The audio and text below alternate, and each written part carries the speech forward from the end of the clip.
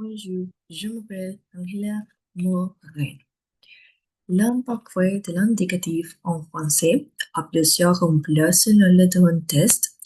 Voici un aperçu détaillé avec deux exemples pour chaque usage. 1. Description dans le passé. L'imparfait sera décrire une situation encadrée en état dans le passé. La maison était ronde et entourait les fleurs. Il faisait froid et les vents soufflaient fort. 2. Action habituelle répétée. Il exprime une habitude ou une répétition dans le passé.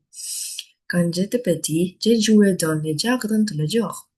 Chaque été, nous allions à la mer avec mes parents. 3. Action encore interrompue. Utilisée pour une action entrée déroulée quand notre action est souvent le passé composé l'interrompt. J'ai laissé un livre quand tu as téléphoné. Il faisait la cuisine quand ils sont arrivés. 4.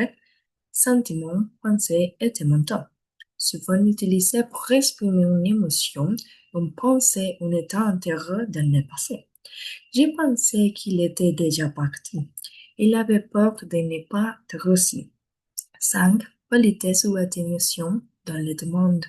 On utilise pour adoucir une demande ou une proposition, surtout dans un contexte formel ou poli. Je voulais savoir si vous saviez mieux. Je me demandais si je pouvais vous parler. 6. Imaginaire conditionnel dans des récits. Parfois, l'imparfait est employé pour des faits imaginaires, des récits fictifs ou des conditions non réalisées. Si j'étais riche, je voyagerais autour du monde. Il disait qu'il vivait dans un château enchanté. Merci beaucoup.